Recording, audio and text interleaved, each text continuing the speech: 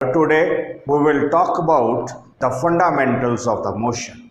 So we will talk about what is motion, what is rest, right? So अगर हम कहें कि एक ऑब्जेक्ट रेस्ट पर कब होता है, अगर उसकी पोजीशन टाइम के चेंज होने से अगर वो पोजीशन चेंज नहीं हो रही, then we will say object is in rest. So when we say the object in rest, object is said to be in rest if its position does not change with the change in time. देखो time तो continuously change हो ही रहा है, लेकिन उस change in time में अगर object की पोजीशन चेंज नहीं हो रही, then we will say object is at rest, right? जैसे ये बोर्ड है, दीवार पर बोर्ड है, टाइम तो कॉन्टिन्यूसली चेंज हो रहा है, लेकिन बोर्ड की position is not changing, so we will say board is at rest. लेकिन अगर मैं देखूं, आप देखिए, मेरी पोजीशन कॉन्टिन्यूसली चेंज हो रही है. अगर मेरी पोजीशन कॉन्टिन्यूसली चेंज हो रही है टाइम चेंज होने की वजह से, तो we will say I am in motion. So we will say when the object is in motion, object will be in a motion, और object is said to be in motion if its position is continuously changing with time.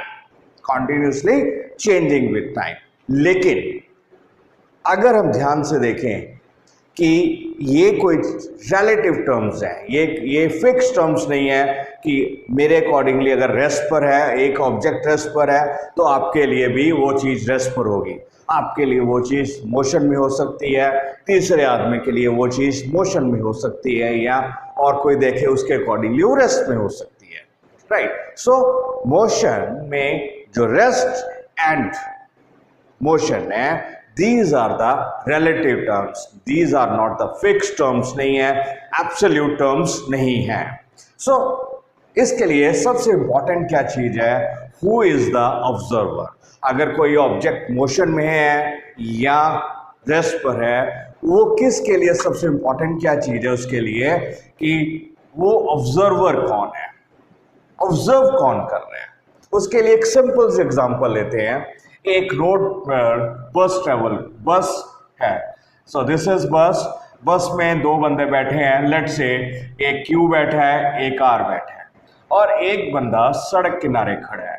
सो सड़क किनारे जो बंदा खड़ा है उसको हम कह देते हैं कि वो पी है, राइट? पी बंदा जो खड़ा है वो क्या देख रहा है? सो पहले वो देख रहा है कि ये पी है, उस आर की पोजीशन पी के अकॉर्डिंगली ये है, क्यू की पोजीशन पी के अकॉर्डिंगली ये है. लेकिन कुछ टाइम बाद बस आगे चली जाती है, तो उस बंदे को क्या लगता है कि आर की पोजीशन ये आ गई, क्यू की पोजीशन ये आ गई, फिर आर की पोजीशन यहाँ पर है, क्यू की पोजीशन यहाँ पर है. सो जैसे ये बस आगे चल रही है, that means we will say bus is in motion. P के अकॉर्डिंगली अगर बस मूव कर रही है तो आर और Q they are in motion. So we will say according to P, according to the observer P, है ना? So observer कौन है? पी. तो Q and R and Q, इन दोनों की पोजीशन जो है continuously, position is changing continuously,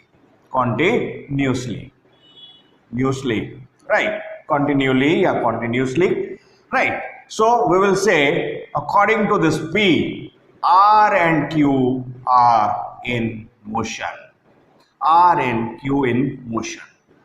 ठीक है. So P के accordingly R भी मोशन में है और Q भी मोशन में है, क्योंकि उन दोनों की पोजीशन continuously चेंज हो रही है.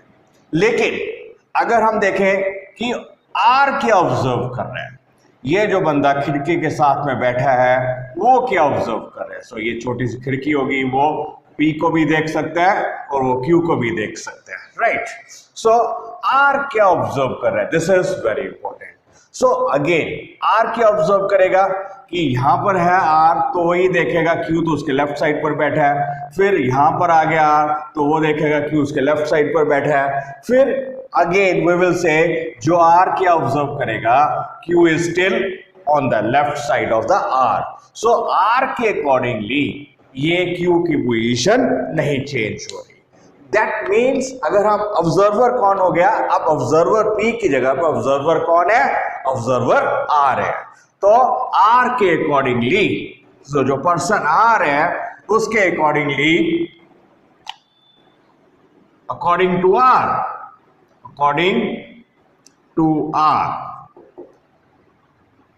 Q remains on left hand side. Continuously अगर वो देख रहा है लेफ्ट हैंड साइड, उसके साइड पे खड़ा है, लेफ्ट हैंड साइड पर खड़ा है, सो Q remains on the left hand side, so its position not changing, so position is not changing, right? So according to this R, Q will be at rest. So according to R, Q is at rest. Q is at rest, right? So Q is at rest हो गया।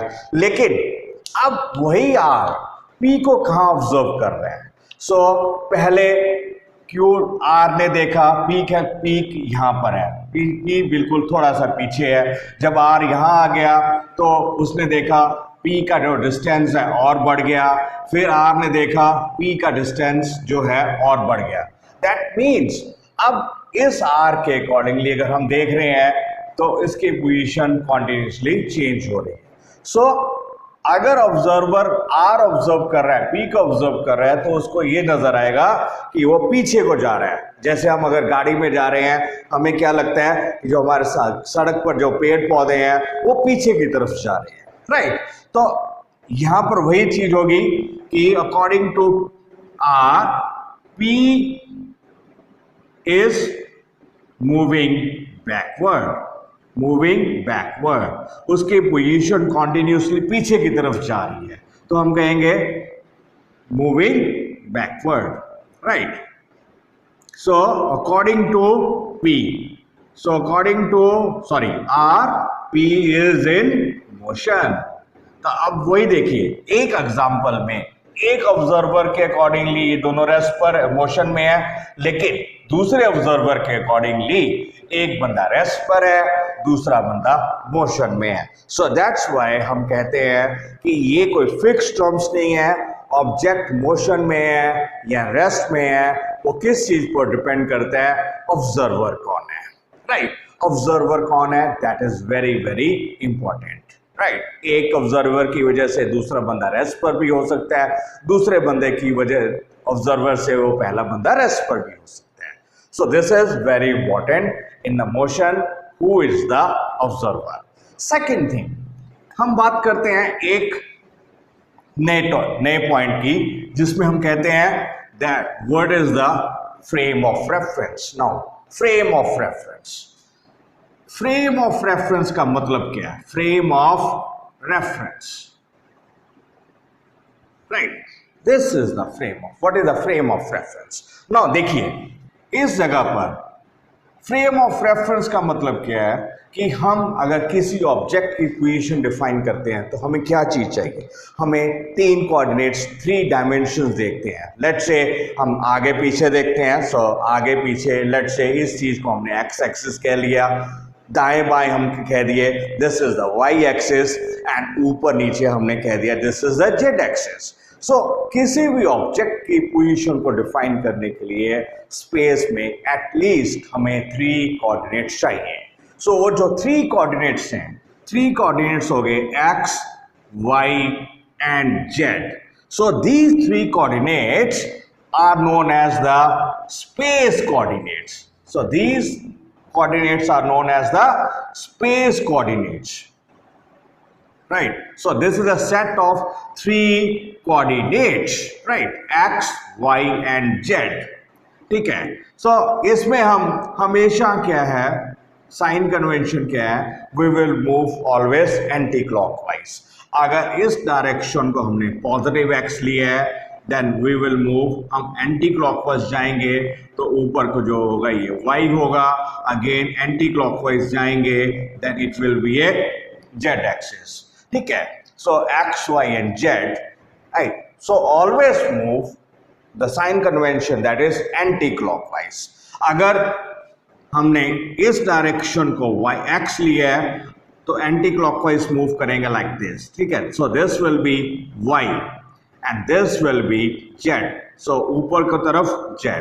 So this is x-axis, this is y-axis and this is z-axis. So object की position को define करने के लिए हमें ये तीन कोऑर्डिनेट्स मिनिमम चाहिए, राइट। सो फॉर एग्जांपल अब देखिए, अगर हम P को ऑब्जर्वर लेते हैं, सो रेफरेंस क्या आ गया एक देखो। सो जहां तीनों कोऑर्डिनेट्स मिल रहे हैं, जहां x भी 0 है, y भी 0 है, z भी 0 है, and that is known as the origin. So इस पॉइंट को या इस पॉइंट को हम क्या बोलेंगे, this is the origin, where x को भी हम 0 मान सकते हैं, y को भी 0 मान सकते हैं और z को भी 0 मान सकते हैं, right? So that point is the reference point जिसको हम origin कहेंगे। उसकी हम कहें, अगर हम लेफ्ट साइड को राइट साइड को जा रहे हैं तो पॉजिटिव x, ऊपर को जा रहे हैं पॉजिटिव y, या सामने जा रहे हैं पॉजिटिव y। सो अगर हम इस डायरेक्शन को पॉजिटिव x लेंगे तो सामने वाली direction anti clockwise positive y, ऊपर को जाएंगे positive z। So x y and z like this, right. तो इसलिए हम इस तरह भी कर सकते हैं। सो हमेशा एंटी क्लॉकवाइज मूव करना है। अब देखिए, अगर हम देखें कि ये जो है जहां P है, सो पोजीशन डिफाइन करने के लिए ऑब्जर्वर को हम ओरिजिन मान लेते हैं कि यहां पर ऑब्जर्वर जो है वो क्या देख रहा है, जो R है वो उसकी आगे की तरफ है, दैट मीन्स x की तरफ है और थोड़ा सा y की तरफ है। सो दैट मीन्स इस पॉइंट R के कुछ ना कुछ कोऑर्डिनेट्स होंगे P के अकॉर्डिंगली। So we will say it has certain value of x and this is a certain value of y. For example, this is x and this is y. यहाँ पर आपके पास r की वैल्यू है, that यहाँ p यहाँ खड़ा है, तो वो क्या देखेगा, p क्या देखेगा, r थोड़ा सा आगे है और थोड़ा सा उसके लेफ्ट साइड में है, ठीक है। सो p ऑब्जर्व करेगा r की पोजीशन ही है, राइट। फिर r जब यहाँ आ जाएगा तो उसके लिए x की वैल्यू भी चेंज होगी, y की वैल्यू भी चेंज। सो दैट मीन्स यहां पर हमारे पास एक ऑब्जर्वर कौन हो गया, P हो गया। उस P के अकॉर्डिंग के कॉरस्पॉन्डिंग हमने एक 3 डायमेंशन सिस्टम ले लिया, x, y एंड z मान लिया। सो जो हमने ये x, y and z 3 coordinate system ले रहे हैं तो that becomes the frame of reference. So frame of reference कुछ भी नहीं है, एक सिंपल सी चीज कि हमें 3 स्पेस कोऑर्डिनेट्स को जो सेट बन गया x, y एंड z, ताकि हम ऑब्जेक्ट की पोजीशन को डिफाइन कर सके, प्रॉपरली डिफाइन कर सके। x, y एंड z का जो हमारे पास सिस्टम हो गया या स्पेस कोऑर्डिनेट्स हो गया, that's a set of 3 coordinates plus time, ठीक है। सो स्पेस कोऑर्डिनेट्स, हमारे पास स्पेस कोऑर्डिनेट्स माने x, y and z, space coordinates माने x, y and z plus चौथी चीज इंपॉर्टेंट क्या आ गई, टाइम। तो this set of the 3 coordinates plus time is known as a frame, is known as a frame of reference, right, ठीक है। सो इसमें हम देखेंगे कि जो ये फ्रेम ऑफ रेफरेंस है किसके साथ अटैच्ड है, P बंदे के साथ अटैच्ड है। तो ये हमारे पास P बंदे के साथ जो फ्रेम ऑफ रेफरेंस अटैच है उसको हम फिक्स्ड फ्रेम ऑफ रेफरेंस कह सकते हैं कि वो जो कोऑर्डिनेट सिस्टम है वो हमारे पास फिक्स है, राइट। ये हमेशा यहीं पर होगा, लेकिन हम जरूरी नहीं है कि ये फ्रेम ऑफ रेफरेंस ही माने, ये हमारी मर्जी है, किसी चीज को भी रेफरेंस ले सकते हैं, राइट। अगर हम Q को R को रेफरेंस लेते हैं, लेट्स से अगर हम R को रेफरेंस लेते हैं तो R ऑब्जर्व क्या करेगा, राइट। सो यहां पर हम फ्रेम ऑफ रेफरेंस कैसे ले सकते हैं, लेट्स से देखिए अंगूठा क्या इंडिकेट कर रहा है, इस तरफ हमारे पास राइट साइड को x एक्सिस और ये फिंगर्स क्या इंडिकेट कर रही हैं, y डायरेक्शन। तो हमारे पास ये फ्रेम ऑफ रेफरेंस ऐसे हो गया, ठीक है।